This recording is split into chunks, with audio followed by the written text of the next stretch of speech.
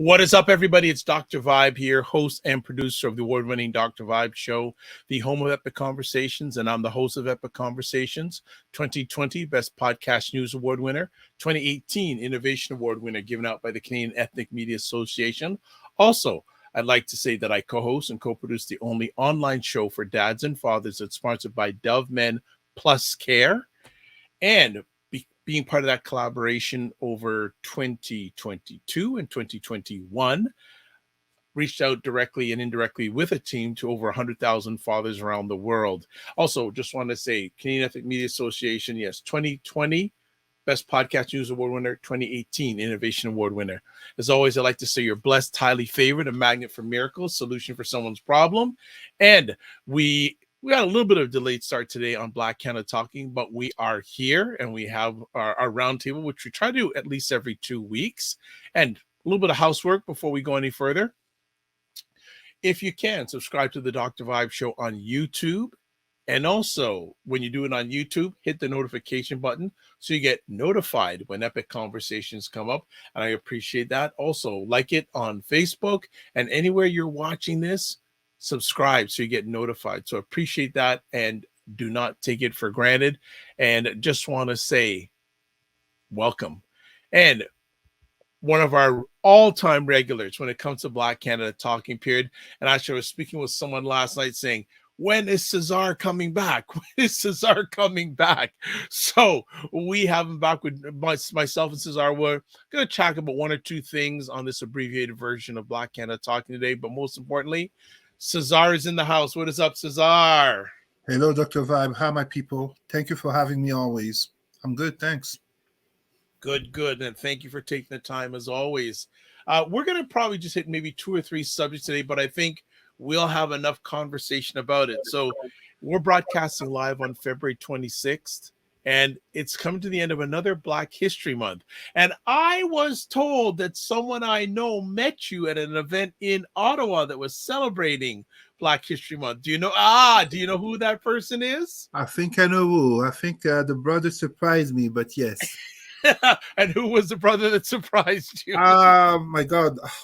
I'm having a memory blank right now. But no problem. You want me to tell you? A finest brother doing great work in the community. Roger Dundas? Roger Dundas, indeed. Yes, he told me, says, guess who I met last? I go, what? I have this guy on all the time. I haven't met him yet. But he said he really enjoyed meeting you. And I'm glad that you two met. And I'm speaking that he's expressed interest to come back on with you in the very near future. So that'd be great. But we're coming to an end of another Black History Month. What are your thoughts? How are you feeling? How can I put it? So one little thing, it's a really side note. I want my Black people to be able to celebrate Black History Month without always thinking that they gave it to us because it's the coldest month of the year. Oh, it's very philosophical. It sounds like a little nothing, but this is one of the issues that I address in terms of why it's important for us as Black people to know our history and speak our narrative, because if not, we would tend to attribute things to white/non-Blacks. The reason Black History Month happens in February is because the founder, Brother Carter G. Woodson, it's in honor of his birthday. It has nothing to do with winter. It's a man who, he died in 1875 to 1950, if I'm correct. His whole life, he stood up for Black education and for society's recognition of Black achievements. And it's from there that basically came the notion and the importance of Black History Month. And as such, his birthday being in February, if I recall correctly, this is why we celebrate Black History Month in February. Nothing to do with winter, this is not something white people gave to us. It's not. So that's just a little thing that I think as Black people, we need to change that type of narrative, because once again, it makes us look inferior with inferiority complexes. Now, as per your specific question, I want to say that it's interesting for us to talk about another Black History Month, literally the third one, so 2021, 2022, 2023, after the recorded murder of George Floyd. We have to recognize, and of course, this is not forgetting any of the others, whether it be Sister Sandra Bland, our young brother Trevor Martin, or right here in Canada, Abdurrahman Abdi, Regis Korchinski-Paquet. But we have to recognize the importance of the mobilization that came following the recorded murder of George Floyd in the context of the pandemic, in the context of not much, no sports on TV, but also a test to, I would say, the evolution of language in terms of people being more, the conversation being more out of the box, and also organizations um, talking more about equity, diversity, and inclusion um, when they really should be talking about inclusivity, not inclusion. But we have to start assessing how truthful and how concrete are those measures are being, because uh, we don't want to be bamboozled again. Black people get bamboozled too easily by the system, and too often we also bamboozle ourselves due to hope of things changing. So we end up having scraps when we think we're being invited at the table. And when I look at this yet another Black History Month, my question is not so much in terms of kind of like, you know, you should have done more. Everybody can always do more. But at the end of the day, as a community, as a whole, and talking with Black people worldwide, is the fate of Blackness really progressing?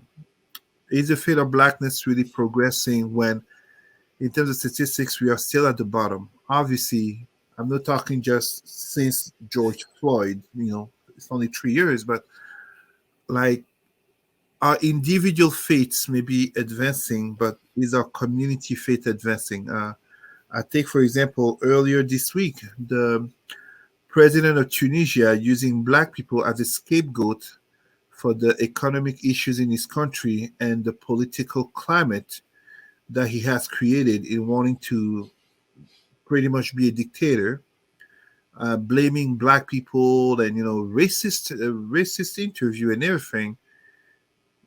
Where's the African Union? Where's the outrage from the other African countries?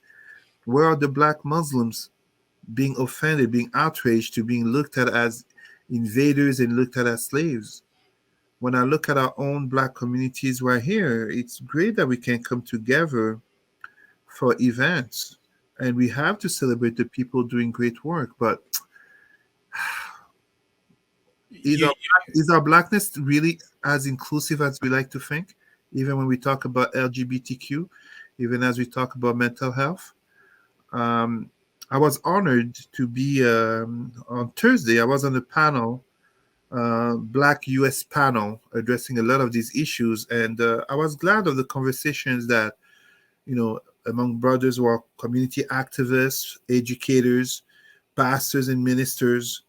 We talked about the LGBTQ issues, and I think there was a general agreement that it's great to point the fingers at non-blacks and say racism. It's great to address historical wrongs that are still impacting us, but even ourselves as Black people, we have to address our coming together as one, despite so many differences that others have created upon us and that we create upon ourselves, from skin color, colorism, to sexual orientation, etc., and of course backgrounds. Yeah. just out of curiosity, was that conference being held in Chicago? No, it was actually virtual. Okay. It was by Sister Jocelyn Dion, if I remember correctly. But she runs a project which anyone can find on Facebook, I believe, L'amour de soi. L'amour de soi, which is L apostrophe AMOUR space DE space SOI. L'amour de soi, which is French for love of oneself. Okay. Uh, Great conversation that we had. I think it's a sister that Brother Vibe, you could like to have on the show, to have a conversation I'd with her. be more than happy to do that. Yeah. One of the things, and on my on the show I do on Monday and Friday mornings at 9 a.m. with Ryan Knight, who's the executive director of the Afro Canadian Business Network. He does this thing called Gala Watch, Hmm. where you see all these galas, Yeah. especially in Black History Month. Hmm. Is that, I don't know. I'll just be just a little person. I'm getting tired of the galas, especially Hmm. during Black History Month. You know, uh, we as a people, and nothing bad about this, we love to celebrate. We love the show, especially during Black History Month. But I listened to one of the things you said a few moments ago. Are we really getting ahead? Hmm. Again, it's two things where one could think I'm being contradictory, but I really am not, and because I see further than, of course, this year that we're talking. I'm looking decades down the road and possibly even centuries down the road. And I'm very serious here because this is actually a warning from history. We have to be very careful because, on one side, yes, we have to celebrate our people who are doing outstanding work, etc., etc. But at the same time, it becomes problematic in the sense that the nature of integration eventually creates not only different types of people within the community, but it really creates two types of people: those who are above and those who are below. And what ends up happening is that, as great as galas are, unfortunately, it tends to reproduce two fundamental elements. The first one, which I address in terms of calling out entertainment as the number one cancer of the Black psyche. We are seen celebrating, we are seen dancing, we are seen having a good time. But what's the state of our community? We cannot justify being a community, a race on the four corners of the world that complains so much about racism, rightfully, historically, socioeconomically, politically, etc. Absolutely, rightfully, and yet be also the same community that is seen so often celebrating. It's a contradiction.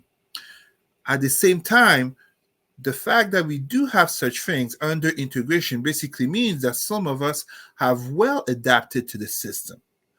And this is part of the reason why being rewarded. There, there's not likely to be a public gala of a brother who has a speech like Khalil Muhammad, who basically was saying things such as, white people are the devil. You're not likely to see that. I obviously don't think white people are the devil. The devil. You know my views on religion. That doesn't exist. But what I'm trying to say is that part of the success to integration is that it will create those who are better fitted in the model, in the dominant society, while the vast majority stay at the bottom. It's great to have the galas, but it's terrible when the vast majority of us are still in such negative statistics that it's not even about them winning a prize at the gala. It's about the vast majority of our people not even being able to afford the ticket to come to the gala. That is a problem. And when I say that is a problem,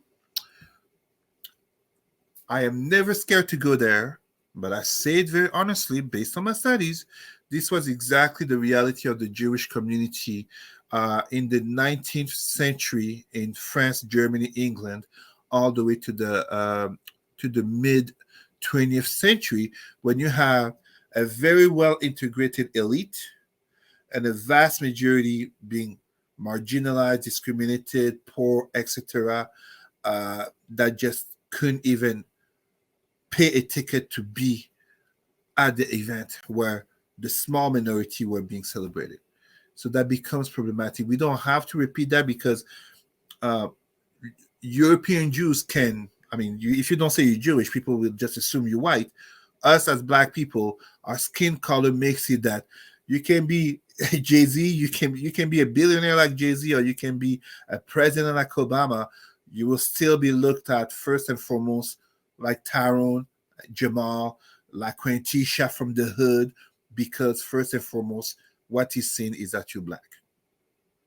It's a warning from history. So it's great that we have the gala and we have to celebrate our people doing great work, but we cannot be lusting and fasting into celebrations and dancing and all that stuff the vast majority of us can't even afford a ticket to be at the event. Good point. Good point.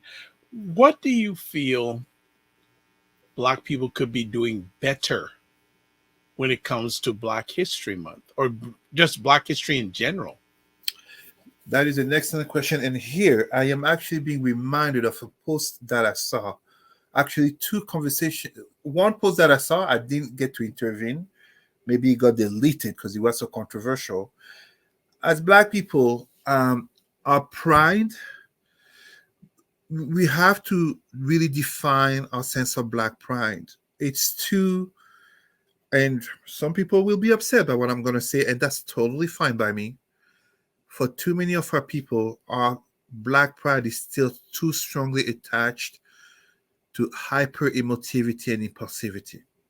The post that I'm talking about in question was about, and it's a good friend, online friend, so it's not against him. I understand where he came with the post, but he made the post. This brother, this Haitian brother, made a post about how white people don't like Black people, and of course, most Black people were agreeing and talking about history, slavery, colonization, systemic racism, and you had some white people, especially white women, will have children with Black men, talking about this post is racist, it's insulting, and blah blah blah.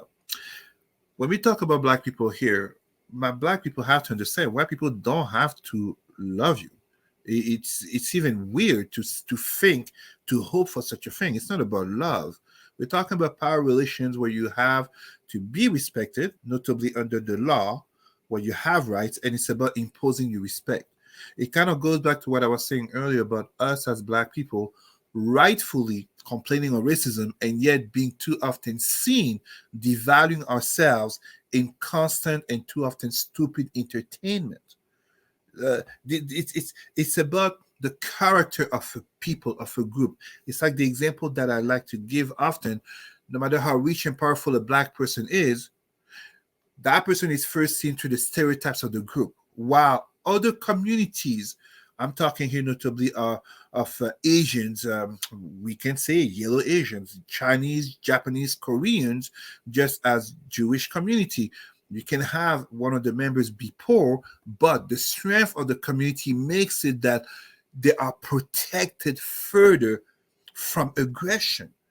So it's not a matter of love. And this is something Black people have to cultivate, to detach themselves from these over emotional lenses through which we look at the world and we look at ourselves.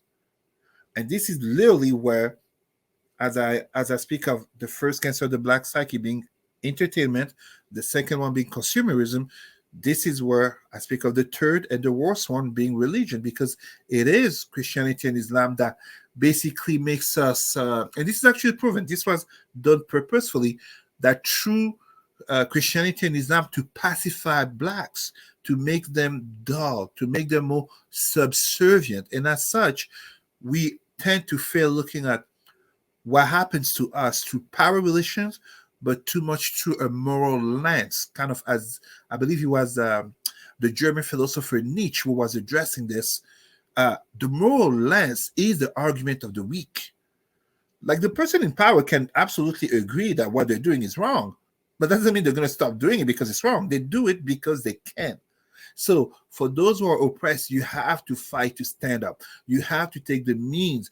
We have to, in the context of Black History Month, we have to educate our youth past the uh, past the lenses that have been set in place for us, where notably over 90% of Black people worldwide are Christian or Muslims. It's a contradiction to our past, where consumerism, we in the US, the studies are very formal. Black people are the number one consumers and yet are the poorest community.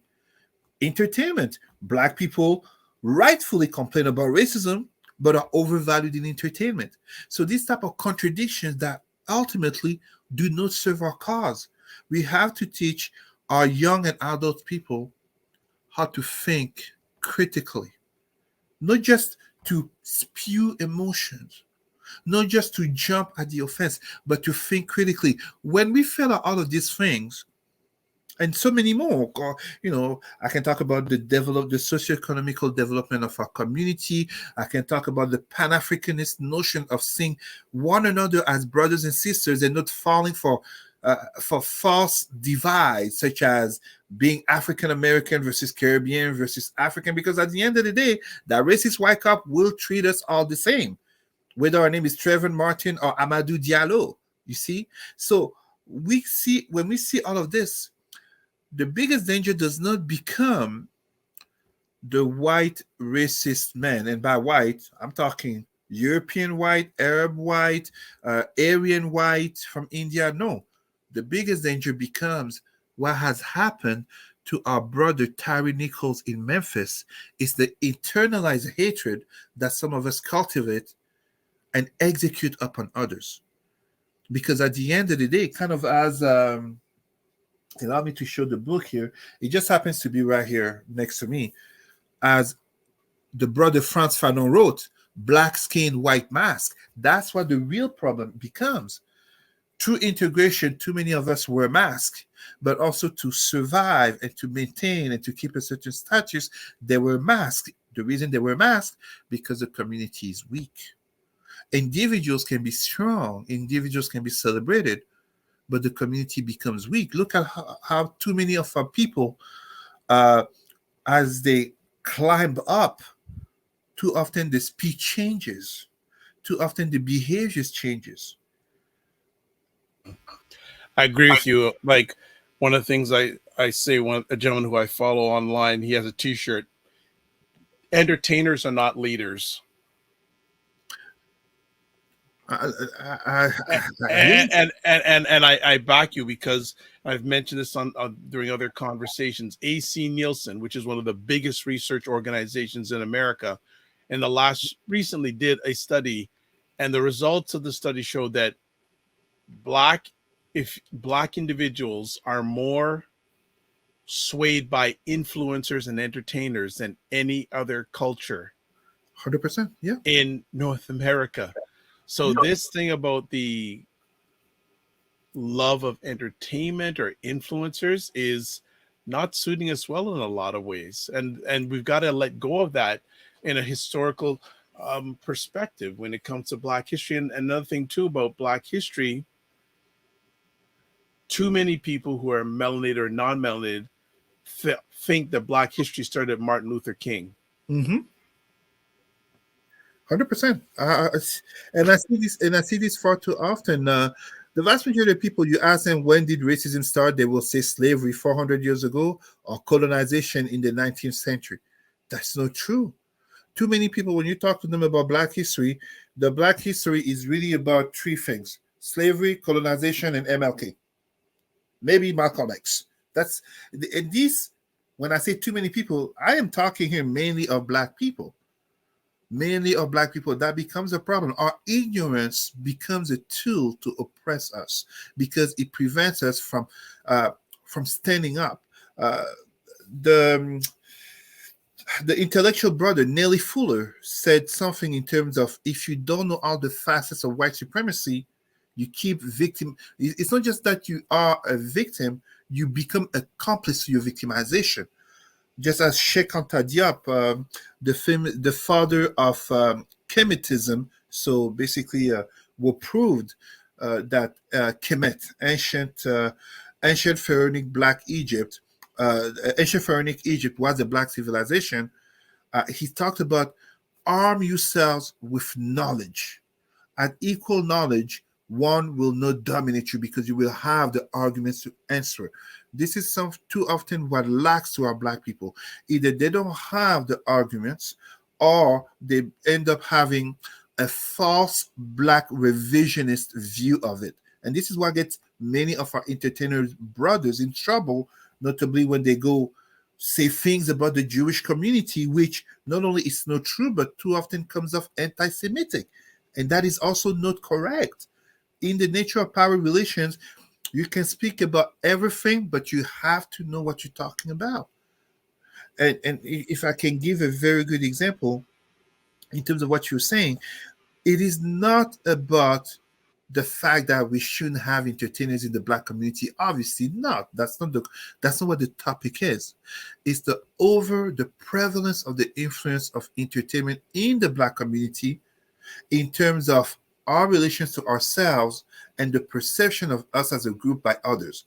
To give an example, arguably the greatest, one of the greatest, definitely the greatest boxer of all time, Muhammad Ali. When you talk about black consciousness, you speak of Muhammad Ali with Malcolm X. When you look at Colin Kaepernick putting his knee down goes along with Colin Kaepernick investing in black organization and black activism. So the influencers and so many of the artists that we have were notably are toxic. The spreading of the N word, the type of videos and content. Ladies, don't be offended.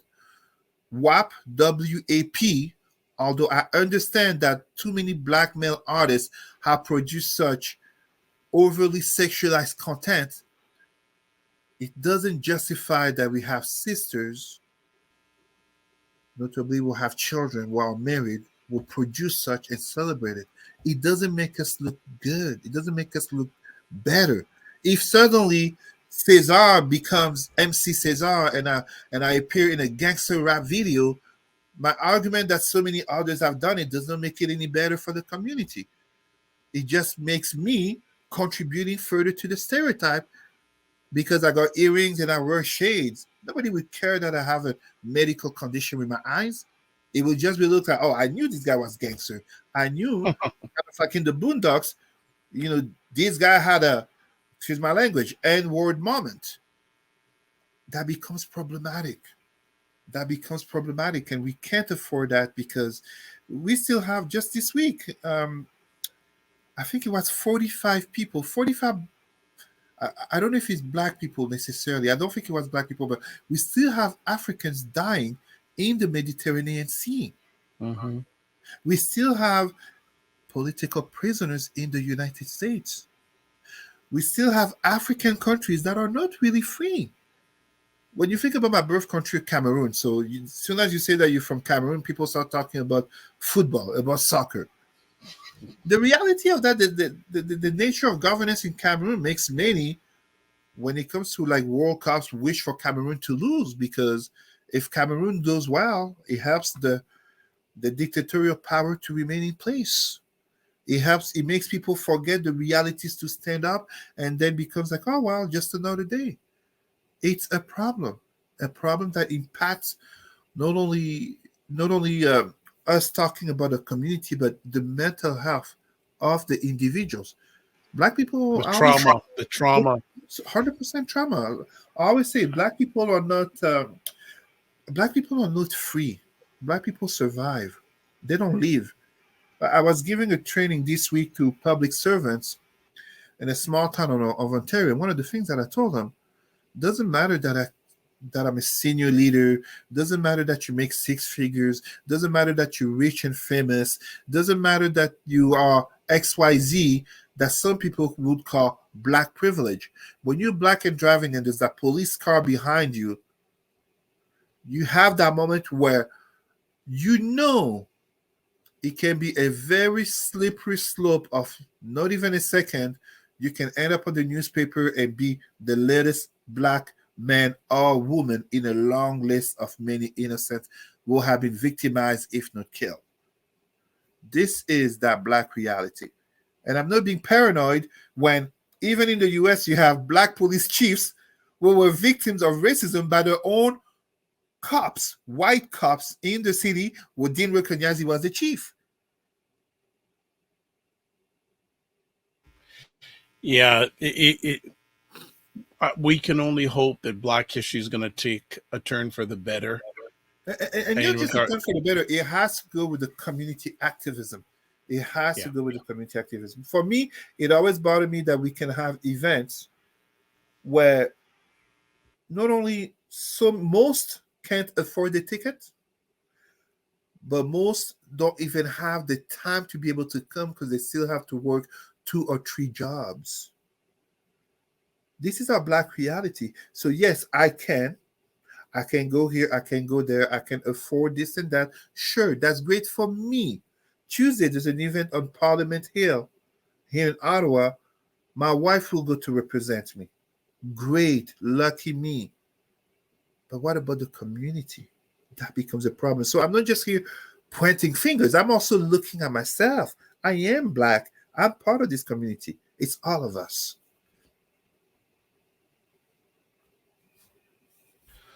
Fully agree. Well, let's get to another conversation topic. And Cesar and I were just chatting, and I know we're only going to scratch the surface on it, but I think it goes hand in hand with Black History Month, the state of the Black family. It's where do you want to start on this one, Cesar?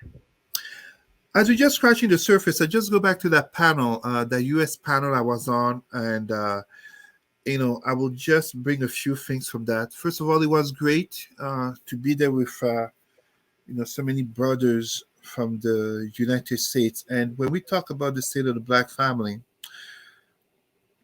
the first thing I would have to mention is that we have to be careful of the stereotypes that we notably project through statistics, such as the famous 72 or 75% of Black mothers being single mom, etc., etc. Absolutely, there is truth in that, in the sense that there is a high prevalence of single motherhood in the Black family. Absolutely. But you look across across races and communities, there's a high divorce rate. No matter how, it's not as bad for others. However, Black men are more present than the statistics speak of. It may not be that they're present as a husband, but they're more present in the children's lives as much and sometimes more than non-Black men in terms of activities such as changing diapers, etc., for the children. When we talk about the Black family, we also have to address the dangers that come from so many brothers who paint themselves as basically MRAs, men rights activists, but actually propagate misogynoir, Black misogyny. Yes, this is something that some brothers will think that they will give me flack for, but absolutely not. There's a lens to look and to address issues objectively, looking at both genders versus switching the victimization narrative from the Black female to now the Black male. And this type of conversation is also to understand that not every sister is a gold digger or wannabe gold digger because of some, I don't know the names of the show, something love and hip hop in Miami or something about Miami. I don't watch these things. I don't know these things. Uh, so not every sister is a potential gold digger, and definitely not every brother is a passport brother, even if he has a passport. This new thing about, but it's not new. People with money have an option to go find a mate uh, elsewhere, but that's not the case for every Black woman. That's not the case for every Black man. We have to be able to come together in addressing our issues, because ultimately, when we fail, it's our children who pay the consequences of it. Um, Working in child welfare, we know very well the critical stage that's called early life, whether some people call it 0 to 6 or 0 to 8. In the Black community, we have to be honest, it's really 0 to 18 or even 0 to 21 in terms of how the environment in which you are born in terms of family, but also where you are born in, the circumstances, who's around you as a community, as a village, will shape you greatly and indicate a higher or lower likeliness of running in trouble with the law, running in socioeconomical trouble, network, uh, and so many issues that will impact your quality of life. This is what's notably called social determinants of life. We have to be able to address these issues and come together as a community, uh, but make better choices. Make better choices. We can't complain on racism and keep propagating stereotypes. Whether we're talking about the deadbeat Black father or Black mother or young brothers with their pants down or sisters, taking any moment of social media to show the behind.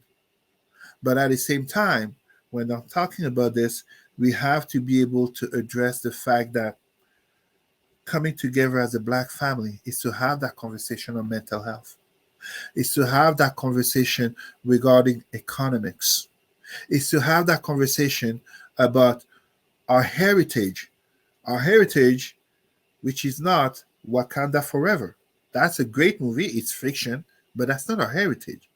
Our heritage, which is concrete, which is factual, which was great, I have to say it, without Jesus and without Allah, because they destroyed our heritage. So we have to be able to have all this conversation and be able to look at one another and respect our differences. And our differences can include a brother or a sister having a non black partner, and yet the family is still black, because that's still how the society will look at them.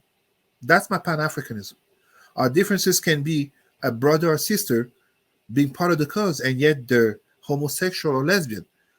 And for those who disagree, MLK's mentor, Bayard Rustin, was gay. Audre Lorde was lesbian. To what extent can we conjugate black activism without the contributions of our LGBTQIA plus brothers and sisters? And speaking about all of this, the black family, I think, it does exist 100%, but it's too often in singular homes. I have a black family, but the reason we talk about the state of the black family is because as a community, we have too high of a rate. When we say single motherhood, wow, it's also single fatherhood and the consequences it creates upon our children. Recent studies in the US say that the two lowest net value economic groups in America at the bottom are a single black mother, and next up to that is a single black father. 100%. And, I'm a believer. I don't put my thoughts into these conversations that much, but I think the state of the black family is really going. One of the key things is there's got to be an economic thing. Oh, 100%. People are stronger economically when they are together. Especially in this age, you have to think how at the coming of World War II, first of all, society was not uh, created per se for black people because we were under segregation on this part of the world, colonization in Africa. But at the coming of World War II, there was a massive input of investment from the government in job creation for men, making men more attractive financially and being able to create families. This is when people, especially religious people, when they have this notion of the stay-at-home mother and the working father and that being stability, it's an image from the 50s. It's an exception in history, and it's a white image of the 50s. The white picket fences, the two children, boy and girl, and a dog. It's a white suburban family model. However, it proves that when government wants to invest in something to change the narrative, they can do it. A simple proof: the United States government has already put over $30 billion in weapons for Ukraine. Great. The Ukrainian people are victims of an attack. As Westerners, they deserve their aid from their allies. No problem. But when we look at the realities, and we're not just talking about black people here, when we look at the realities on the ground, too many people live in poverty in the United States. Too many families, black, white, and others, are broken apart, and the financial power, which also translates to attractiveness power of too many men, especially black men, is greatly reduced. And as such, we know this since the 70s, too many sisters rely on the government in terms of fulfilling a role of provider. Those are poisons that destroy communities. It's really challenging these days because again we're in post pandemic, but things haven't are not. I don't see if they're marginally better for the state of the black family. There's so many forces, but I know we can do it. We can, but so I'm gonna. I mean, if anyone thought I was being negative, I'm gonna get negative Uh oh. even here. But things are gonna get worse. Actually, things are going to get worse. In terms of what I read, in terms of what I understand, things are going to get worse. There's, as winter, so March is coming. As winter is coming, humans in the north tend to have an impression of things being better because nature is coming back to life.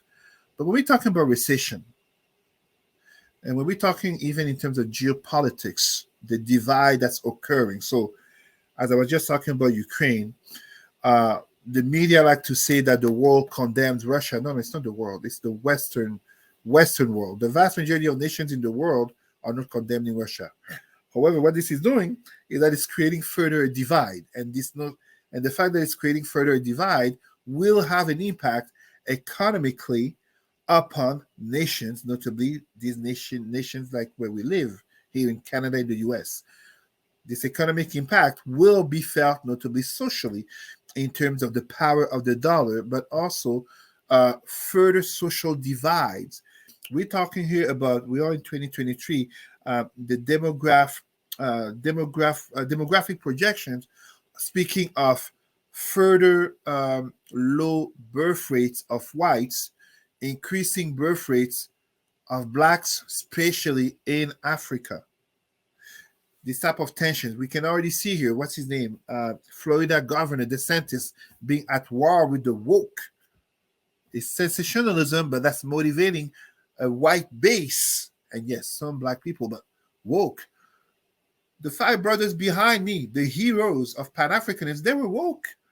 They were woke. Woke comes from us. It's black culture. It's be awake to the system and how it's oppressing us. The scientist doesn't know what is woke. Those white Republicans don't know what is woke, but they're going to use this to manipulate the Johnny and the Mary, weaponize them into further antagonism, and they're going to be helped by the intellectual language of, and he is an intellectual, but of people such as the Jordan Peterson in Canada, in English Canada in the US, the Mathieu Bocoté in Quebec, the Éric Zemmour in France. They're going to weaponize this further and further divide the society. So us as a community, we're talking about the state of black family, and we were talking about Black History Month. Us as a community, the way we are weak, we're just going to get weaker. Individuals can get stronger, but it's kind of like the logic of the five fingers versus the fist. No matter how strong any finger is, it is never as strong as all five fingers together. And this is basically why we have the fist up. By the way, Dr. Vibe, you'd like to hear this. My 21-month-old daughter, she knows. I say black power, she's ready. She's 21 months old. I would expect nothing but in that household, my brother. Absolutely. She's conscious, So no, we have to understand things will get worse. This has been projected. The America versus China conflict is taking on a whole other level. Like we're talking Russia, Ukraine, while there's China, Taiwan that's coming. This will impact strongly on economy, but also on culture. Because don't get it wrong, my black people. If you get white supremacy attacking Jewish people through anti-Semitism, Chinese people in terms of anti-Asian hate, black people, you're never far off. You're always there. You're always there. You're always easy to pick. As black people, we can't hide our blackness. So true, so true. So your lens right now says it's gonna get worse for the black family before it gets better. It will get worse. It will get worse for everyone. Number one, obviously, it will get better for those at the very top of the pyramid. The 1%ers. Not just the 1%er. I will tell you very honestly. It's how can I put it? in terms of the social classes, if you can be middle class, yes, you can fall down, but it's easier to climb up. But the higher you are, the easier it is to get higher. I mean, what's his name? Elon Musk or Mark Zuckerberg can lose billions of dollars and it makes Yes. the news and everything you want to call it. They're still billionaires. Most millionaires don't suddenly find themselves working at McDonald's. Hmm. But if you are in your 30s and 40s working at McDonald's, working in the factory, the $15 to $20 an hour, maybe even 25 in your 30s and 40s, it's hard and really harder to climb up and sometimes to stay there. It's easier to fall because of the way the system is set up. So, yes, it will get harder for everyone, but because we are already at the bottom in terms of so many statistics, it will impact us even more. Cesar, this is you work in this space in regards to Black families. What are you seeing with Black families as we speak today? I want to say positively more consciousness, and this is great. We have, contrary to what some Black people like to think, I see this, I hear it, I get the messages I hear from other communities, etc. We have more and more Black people waking up to Black history, waking up to rejecting organized religion, and awakening to the Black spirituality.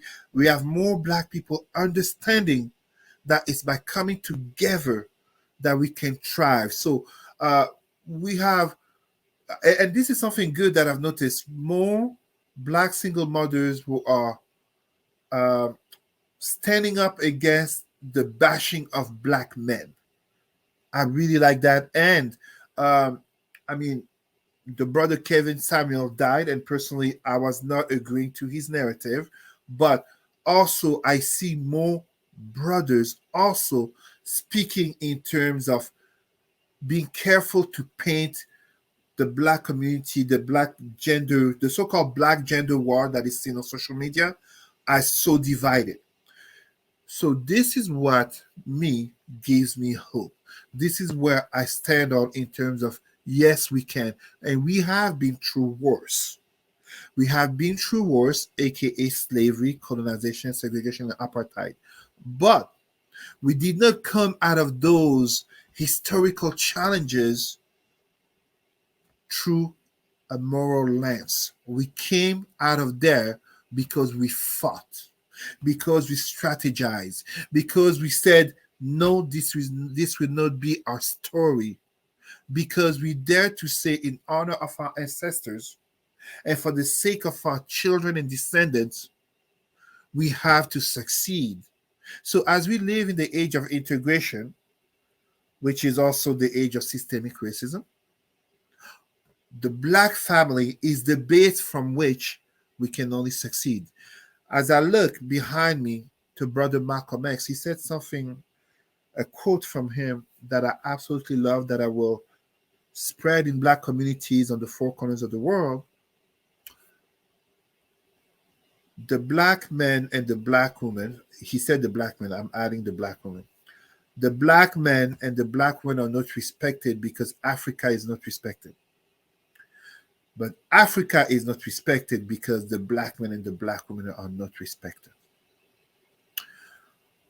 Us as individuals, us as families, us as a communities directly reflect upon the treatment of our communities, of our nations, and by extension, of our heritage, of our victimization. That's what it is. But you still have hope. I am not a believer. I am not some type of positivist person. I am 100% a realist. I am a man of action, and I am always a person of hope. We as Black people are survivor. Each and every Black person living a life today on this planet, and even though many of them like to deny that they're Black, I'm including our Dravidian brothers and sisters of India. Each and every Black person from Australia, indigenous Aborigines, to the United States, Each and every black person in the world is a survivor. Slavery, colonization, whether we're talking about 400 years ago or as in the case of our Dravidian brothers, 4,000 years ago. Each and every black person is a survivor. Someone survived for us to be alive today.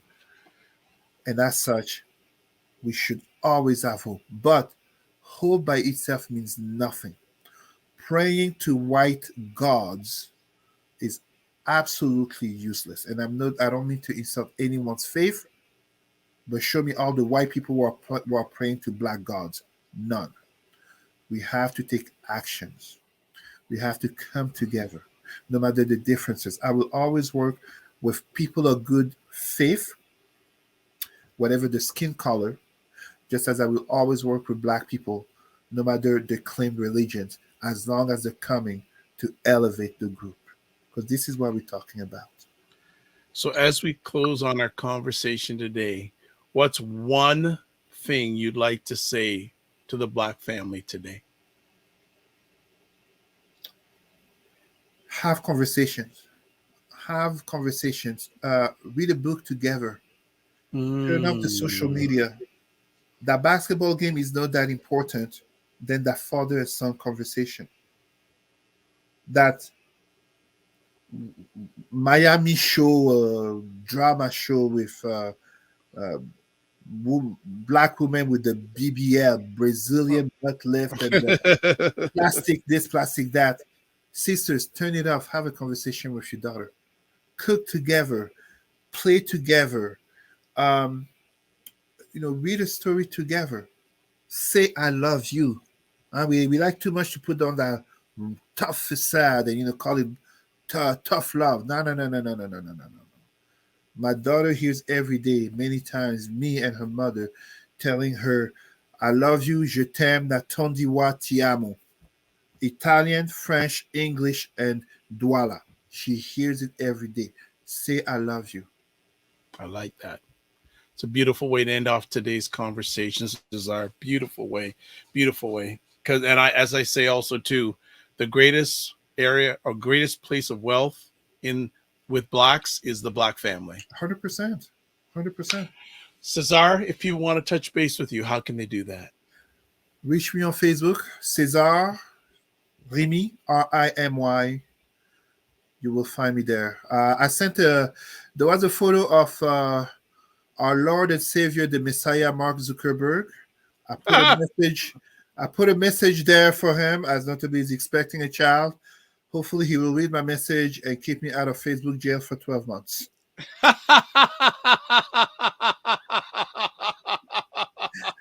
Well said, my brother.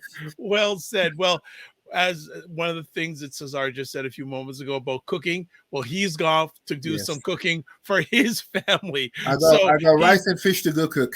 There you go. So he's not only just talking the talk, he's walking the walk. So Cesar, as always, thank you so much for all you do. Appreciate you, love you, and keep the faith. Remember to give yourself grace and don't just manage your time, manage your energy. Thank you, brother. Enjoy the dinner. Thank you. All right.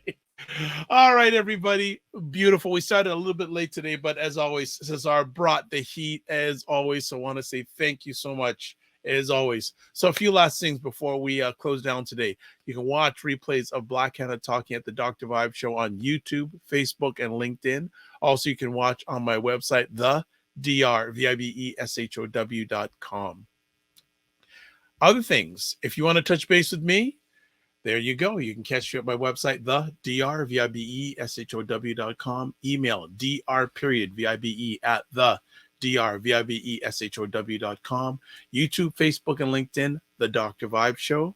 Twitter at drvibeshow, and Instagram at the drvibeshow. Other housekeeping things. Subscribe to the Dr. Vibe Show if you can, if you haven't already, especially on YouTube. And if you subscribe on YouTube, subscribe and hit the notification bell. We'll update you on upcoming epic conversations. Also, like the Dr. Vibe Show on Facebook or wherever you're watching it, just like. Would you like to promote your business or service on our show? Contact me at dr.vibe at the drvibeshow.com. We are broadcasting this live on the 26th of February. Now, one of the two, I also co-host. Well, I co-host and show called The Morning Vibe with myself and Ryan Knight, who's the executive director of the Afro-Caribbean Business Network. So if you're watching this before 9 a.m. Eastern Time on February 27th, we have Ariel Kayabaga. She is the chair of the Liberal Black Caucus. She's going to be our guest this Monday on The Morning Vibe. That's 9 a.m. Eastern Time, 6 a.m. Pacific. So catch that. So as always, we're going to close out here with this. Live your life as a dream. If you can dream it, you can make it. Sometimes you have to get small to get stronger. Block assumptions and aim bigger, aim better, aim higher, aim wider. Love, faith, and respect. Remember to give yourselves grace and don't just manage your time, manage your energy. God bless. Peace well. Keep the faith. Walk good, and we will catch you soon.